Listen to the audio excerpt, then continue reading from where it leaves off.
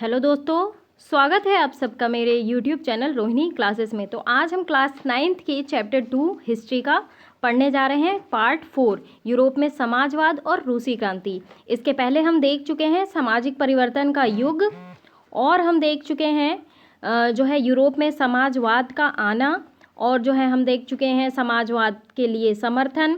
रूसी क्रांति भी हम देख चुके हैं, और जो है अर्थव्यवस्था और समाज रूसी क्रांति के जो है समय कैसा था।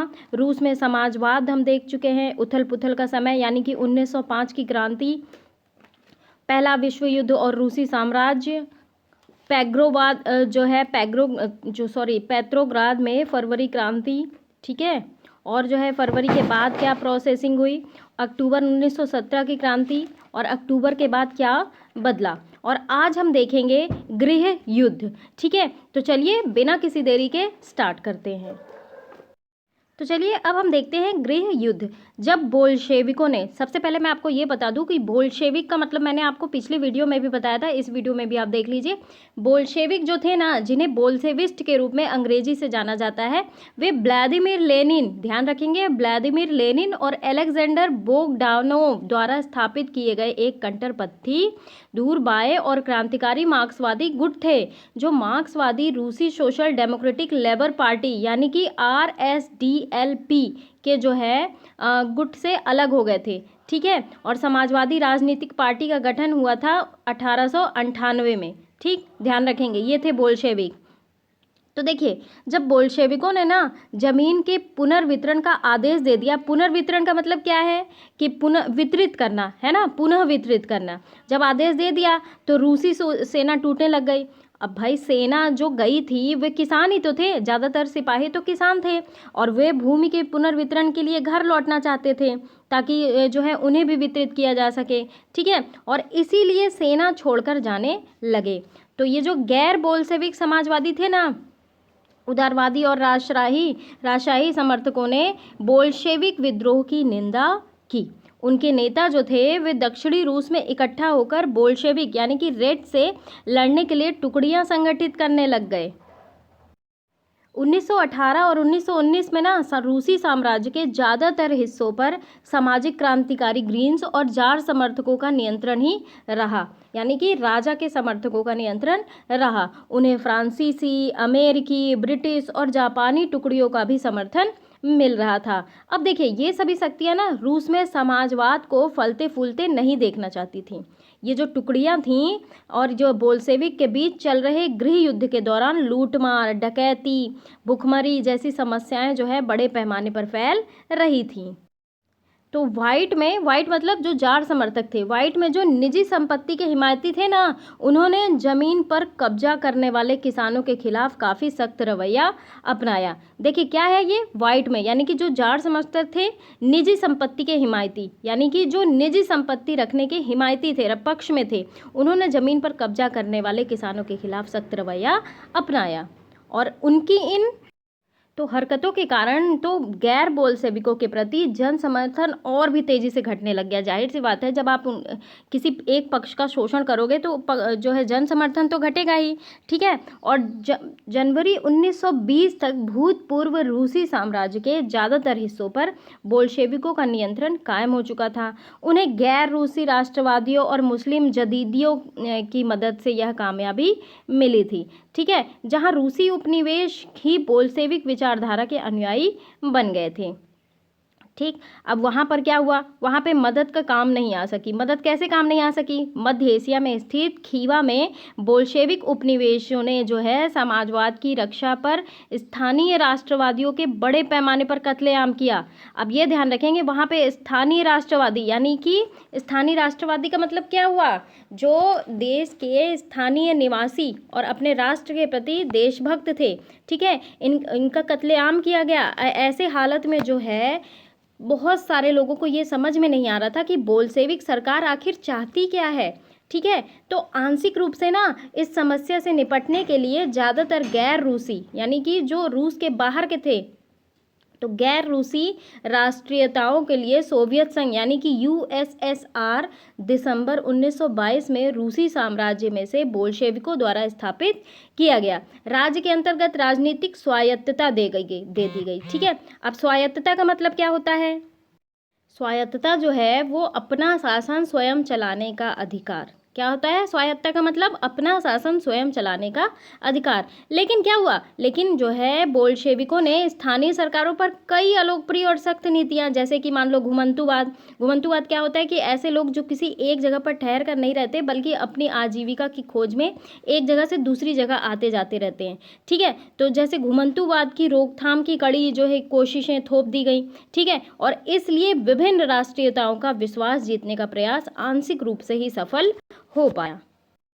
अब बात करते हैं समाजवादी समाज का निर्माण कैसे होता है। ठीक है, तो देखिए गृह युद्ध के दौरान ना बोल्शेविकों ने उद्योगों और बैंकों का राष्ट्रीयकरण जारी रखा। ठीक है, और उन्होंने किसानों को उस जमीन पर खेती की छूट दी जिसका समाजीकरण किया जा चुका था। जब्त किए गए खेतों को ना इस्तेमाल जो है बोल्शेविक यह दिखाने के लिए करते थे कि सामूहिकता क्या होती है। ठीक है, शासन के लिए केंद्रीकृत नियोजन की व्यवस्था जो है लागू की गई। केंद्रीकृत मतलब कि नियोजन की व्यवस्था, जो एक प्लान बनाया जा रहा है वो एक केंद्रीकरण हो। ठीक है, अफसर इस बात का हिसाब लगाते थे कि अर्थव्यवस्था किस तरह काम कर सकती है। ठीक है, इस आधार पर वे 5 साल के लिए लक्ष्य तय करते थे। जैसे आप लोग अपने देश में भी 5 ईयर प्लान देखते हैं ना, तो उसी प्रकार वहाँ भी जो है 5 साल के लिए लक्ष्य निर्धारित होता था और इसी आधार पर उन्होंने पंचवर्षीय योजनाएं बनानी प्रारंभ की। यानी कि पहली दो योजनाओं में ना, यानी कि 1927-32 और 1933-38 के दौरान औद्योगिक विकास को बढ़ावा देने के लिए सरकार ने भी सभी तरीके की कीमतें जो है वो स्थिर कर दी। तो देखिए केंद्रीकृत नियोजन से ना आर्थिक विकास को काफ़ी गति मिली।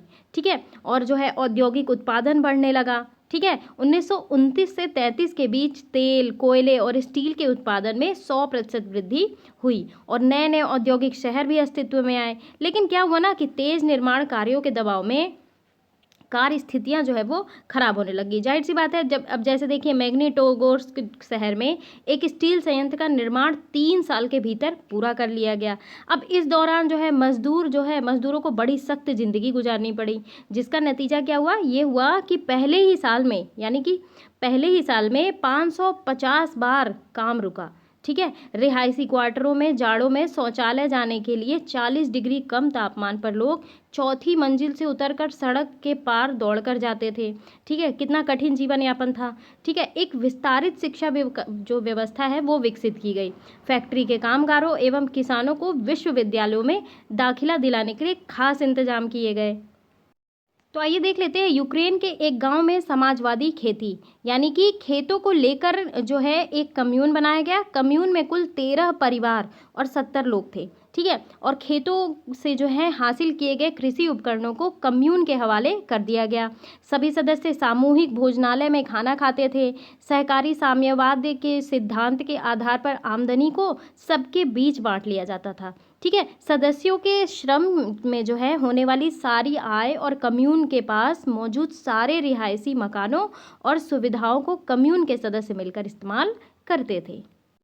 तो देखिए महिला कामगारों के बच्चों के लिए फैक्ट्रियों में बालवाड़ियाँ खोल दी गई। ठीक है, सस्ती स्वास्थ्य सेवा उपलब्ध कराई गई। और क्या हुआ? मजदूरों के लिए आदर्श रिहायशी मकान बनाए गए। लेकिन इन सारी कोशिशों के नतीजे सभी जगह एक जैसे नहीं रहे। क्यों? क्योंकि सरकारी संसाधन जो थे वो सीमित थे। अब देखिए, अब बात करते हैं स्टालिनवाद और सामूहिकीकरण के बारे में। देखिए स्टालिनवाद जो है ना एक विचारधारा है। ठीक है, सामूहिकीकरण की, इसके बारे में हम स्टडी करेंगे। देखिए नियोजित अर्थव्यवस्था, ठीक है, यानी कि प्लान्ड इकोनॉमिक। ठीक, इसकी शुरुआती दौर में ना खेती के सामूहिकीकरण से पैदा हुई तबाही से जुड़ा हुआ था। बात करते हैं 1927 से 28 के आसपास की, तो रूस के शहरों में अनाज का भारी संकट पैदा हो गया था। सरकार ने अनाज की कीमत तय कर दी थी, तो उससे जो है ना ज़्यादा कीमत पर कोई अनाज नहीं बेच सकता था। लेकिन किसान जो है उस कीमत पर सरकार को अनाज बेचने के लिए तैयार नहीं थे। क्यों नहीं थे? अब ये हम देखेंगे। देखिए, लेनिन के बाद जो है ना पार्टी की कमान संभाल रहे स्टालिन ने, यानी कि स्टालिन ने स्थिति से निपटने के लिए कड़े कदम उठाए। स्टालिनवाद इसीलिए है कि क्योंकि ने स्टालिन की जो है ये विचारधारा थी, ठीक है। स्टालिन की स्थिति निपटने के लिए कड़े कदम उठाए गए। उन्हें लगता था कि अमीर किसान और व्यापारी कीमत बढ़ने की उम्मीद में अनाज नहीं बेच रहे हैं। स्थिति पर काबू पाने के लिए सट्टेबाजी पर अंकुश लगाना और व्यापारियों के पास जो है जमा अनाज को जब्त करना ज़रूरी था। सट्टेबाजी का मतलब क्या कि कुछ लोग जो है वो अनाज स्टोर करके रख देते हैं और जब उसकी कमी होती है तो भारी कीमतों में बेचते हैं। तो यही चीज़ इन्हीं चीज़ों पर अंकुश लगाने के लिए जो है इन्होंने एक जो दाम है वो फिक्स कर दिया था, ठीक है। 1928 में पार्टी के सदस्यों ने ना अनाज उत्पादक इलाकों का दौरा किया, ठीक है। उन्होंने किसानों से जबरन अनाज खरीदा और कुलकों के ठिकानों पर छापे भी मारे, ठीक। अब क्या किया फिर जो है रूस में संपन्न किसानों को कुलक कहा जाता था। कुलक किसे कहा जाता था? संपन्न किसान, ठीक है। और जब इसके बाद ना जो है अनाज की कमी जब इसके बाद भी बनी रही तो खेतों के सामूहिकीकरण का फैसला लिया गया। अब देखिए इस फैसले के पक्ष में यह तर्क था कि अनाज की कमी इसलिए है क्यों, क्योंकि खेत बहुत छोटे छोटे हैं और 1917 के बाद ज़मीन किसानों को सौंप दी गई थी। तो इसके फलस्वरूप जानते हैं क्या हुआ कि ज़्यादातर किसानों के पास छोटे छोटे खेत थे जिनका आधुनिकीकरण नहीं किया जा सकता था, ठीक है। अब देखिए आधुनिक खेत विकसित करने और उन पर मशीनों की सहायता से औद्योगिक खेती करने के लिए तो कुलकों का सफाया करना, ठीक है, और जो है किसानों से ज़मीन छीनना, राज्य नियंत्रित यानी कि सरकारी नियंत्रण वाले विशालकाय खेत बनाना जरूरी माना गया।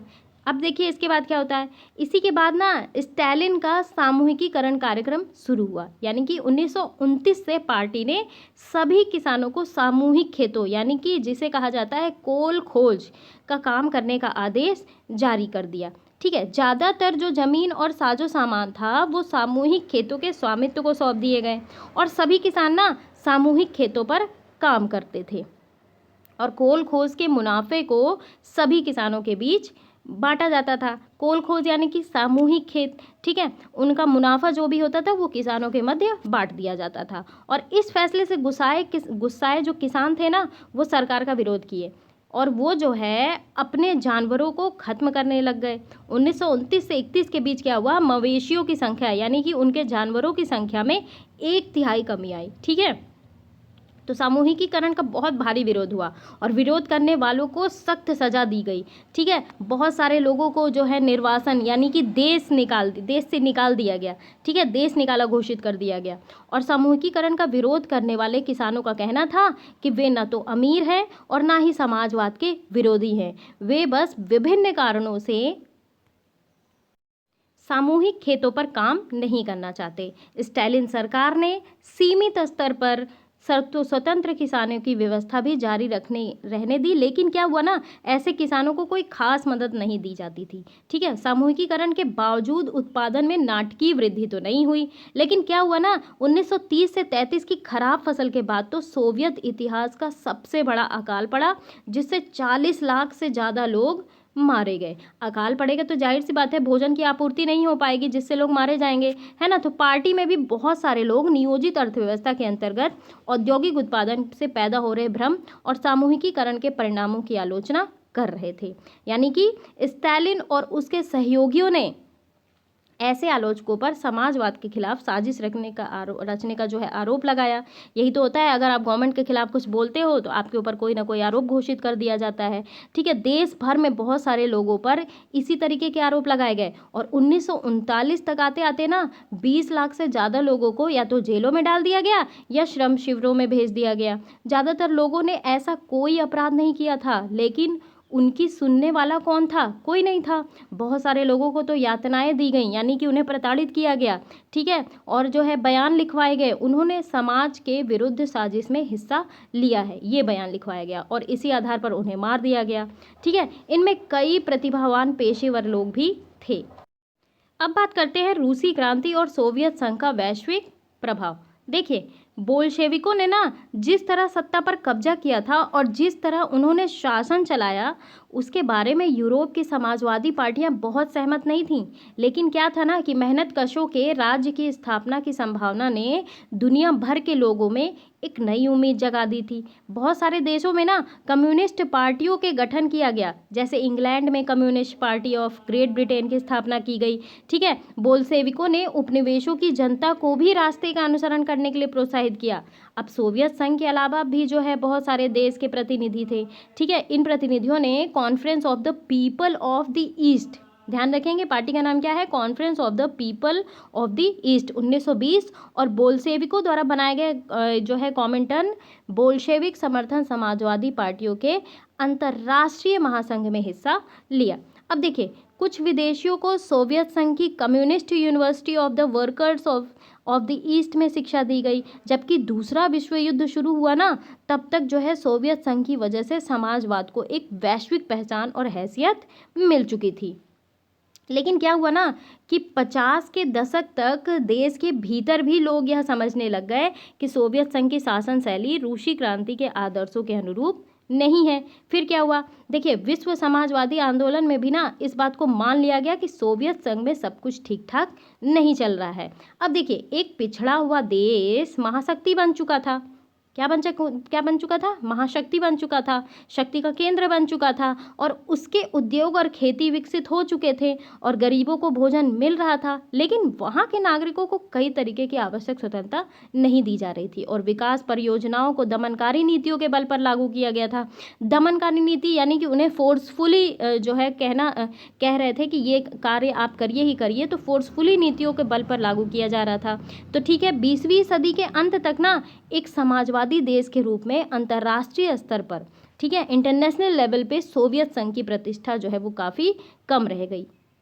अब जाहिर सी बात है, अगर ये दमनकारी प्रभाव, ठीक है, और जो है स्वतंत्रता नहीं दी जा रही है, अगर किसी दूसरे देश में ये बात जाएगी तो क्या होगा, प्रतिष्ठा में तो कमी होगी ही। हालांकि क्या था ना कि वहाँ के लोग अभी भी समाजवाद के आदर्शों का सम्मान करते थे, लेकिन सभी देशों में समाजवाद के बारे में विविध प्रकार की व्यापक पुनर्विचार किया गया। अब इस बॉक्स की भी चीज़ें देख लेते हैं, इंपॉर्टेंट है, हमारे देश से भी रिलेटेड। देखिए, रूसी क्रांति से प्रेरित होने वाले ना बहुत सारे भारतीय भी थे। अब उनमें से कई ने कम्युनिस्ट विश्वविद्यालय में शिक्षा भी प्राप्त की। बात करते हैं 1920 के दशक की, तो भारत में भी कम्युनिस्ट पार्टी का गठन कर लिया गया। ठीक है, इस पार्टी के सदस्य सोवियत कम्युनिस्ट पार्टी के संपर्क में रहते थे और कई महत्वपूर्ण भारतीय राजनीतिक और सांस्कृतिक व्यक्तियों ने सोवियत प्रयोग में दिलचस्पी ली और वहाँ का दौरा किया। तो रूस जाने वाले भारतीयों में ना जवाहरलाल नेहरू और रविन्द्रनाथ टैगोर भी थे। ध्यान रखेंगे, भारत जाने वाले जो है रूस का दौरा करने वाले भारतीयों में जवाहरलाल नेहरू और रविन्द्रनाथ टैगोर थे, जिन्होंने सोवियत समाजवाद के बारे में लिखा भी। भारतीय लेखन में सोवियत रूस की अलग अलग छवियां दिखाई देती हैं। हिंदी में आर.एस. अवस्थी, ध्यान रखेंगे, हिंदी में आर.एस. अवस्थी 1920-21 में Russian revolution, Lenin, his life and his thoughts, the red revolution नाम की किताबें लिखी गई। और उनके अलावा एस.टी. विद्यालंकार ने the rebirth of Russia, the Soviet state of Russia नामक पुस्तक लिखी। तो इन विषयों पर बंगाली, मराठी, मलयालम, तमिल, तेलुगु में बहुत कुछ लिखा गया। अब बात कर लेते हैं सोवियत रूस में एक भारतीय। देखिए, अपनी ज़िंदगी में ना पहली बार हम लोग यूरोपियों को एशियाओं के साथ मुक्त भाव से मिलते बतियाते देख रहे थे। जब हमने रूसियों को देश के बाकी लोगों के साथ सहज भाव से घुलते मिलते देखा ना, तो हमें यकीन हो गया कि हम सच्ची समानता की दुनिया में आ पहुँचे हैं। हमें स्वतंत्रता सही मायनों में साकार होती दिखाई दे रही थी। प्रतिक्रांतिकारियों और साम्राज्यवादियों की हरकतों से पैदा हुई गरीबी के बावजूद लोग बाग पहले से ज़्यादा खुश और संतुष्ट दिखाई दे रहे थे। क्रांति ने उनमें आत्मविश्वास और निडरता भर दी थी। ठीक है, तो ये सारी चीज़ें कही जा रही हैं शौकत उस्मानी के द्वारा। रविन्द्रनाथ टैगोर ने क्या लिखा है ये भी देख लेते हैं। ठीक है, रूस से रविन्द्रनाथ टैगोर 1930। तो मॉस्को बाकी यूरोपीय राजधानियों के मुकाबले कम साफ सुथरा दिखाई देता है। सड़क पर भागम भाग लगा कोई व्यक्ति बहुत स्मार्ट नहीं लगता। सारी जगह मजदूरों की है। यहाँ आम जनता रईसों के साये में किसी तरह दबती दिखाई नहीं देती।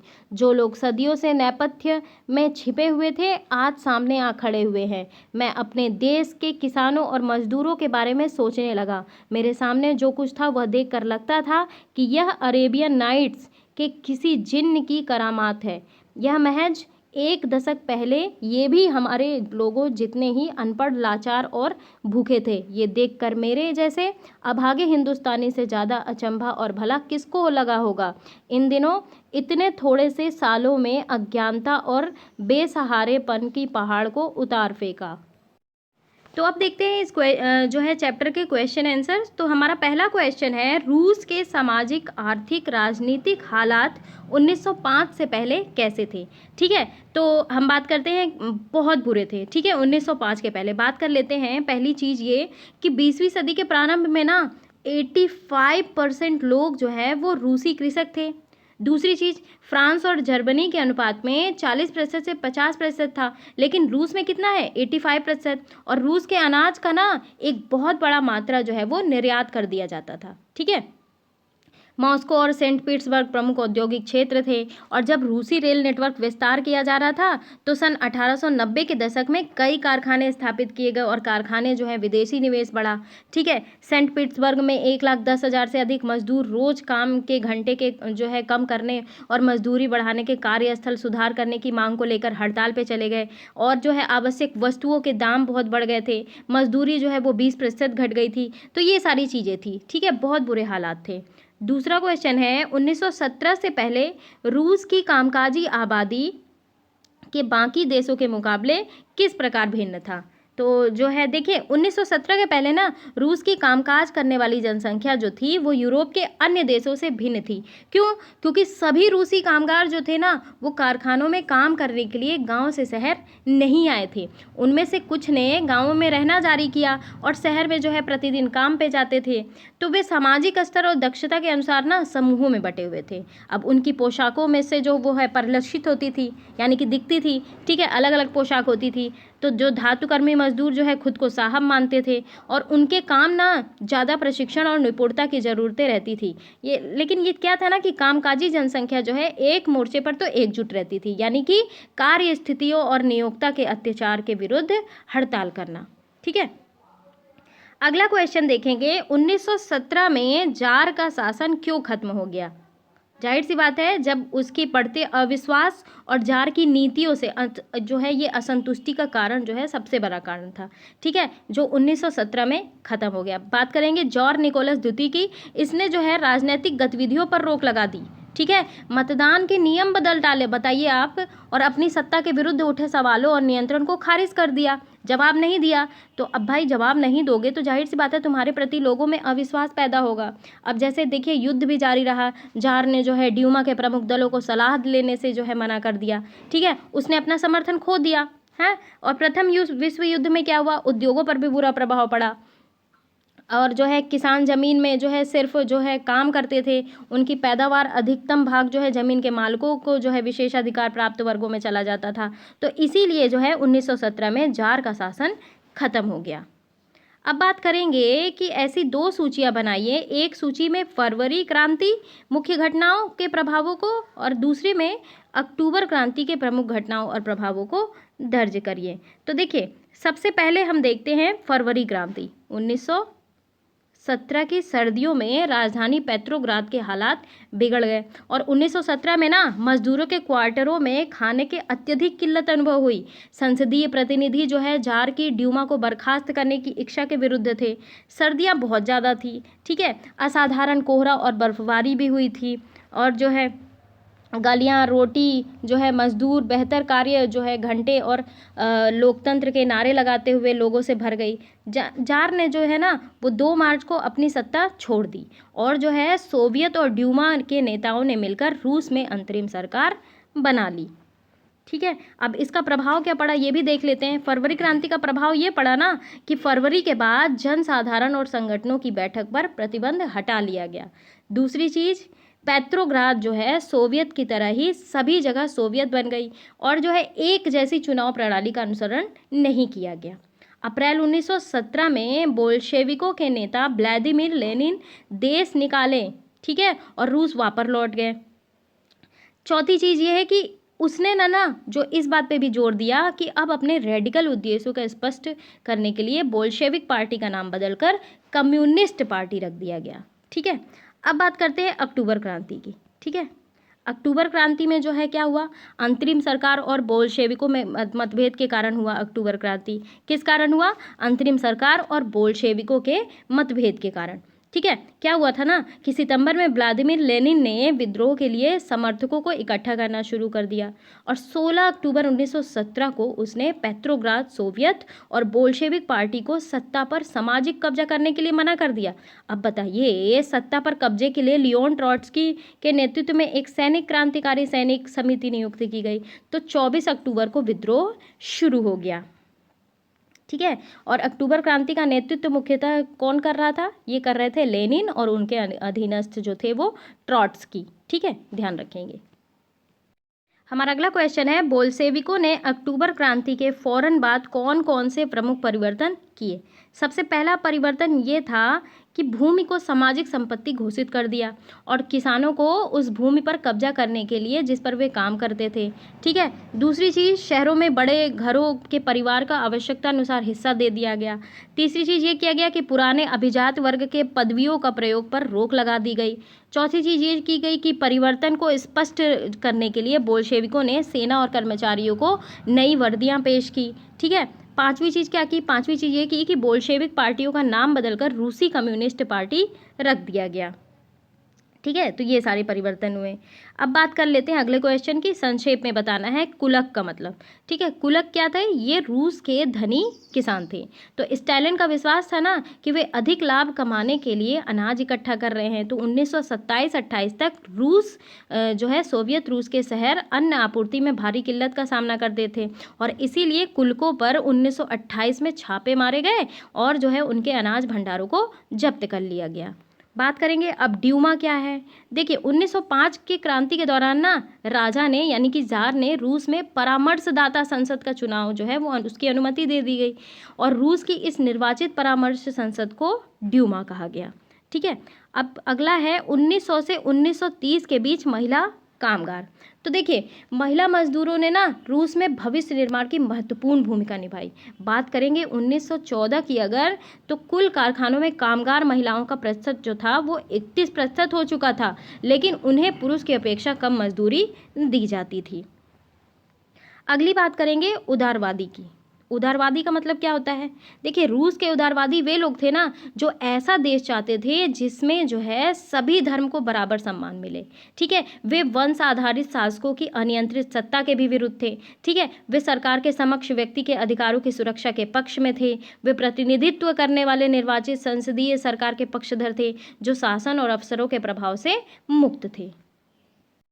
अगला है स्टालिन का सामूहिकीकरण कार्यक्रम, ये हमने अभी देखा है, ठीक है। आप ऊपर जाएंगे स्टालिन और जो है सामूहिकी कार्यक्रम देख लेंगे, ठीक है। तो यही समाप्त होता है ये वीडियो और कैसा लगा ये वीडियो ज़रूर आप मुझे कमेंट बॉक्स में बताएं। प्लीज़ गाइस मेरे चैनल को सब्सक्राइब करिए, शेयर करिए और वीडियो अच्छा लगा तो लाइक करिए और बेल आइकन प्रेस करना बिल्कुल भी ना भूलें। Thank you very much.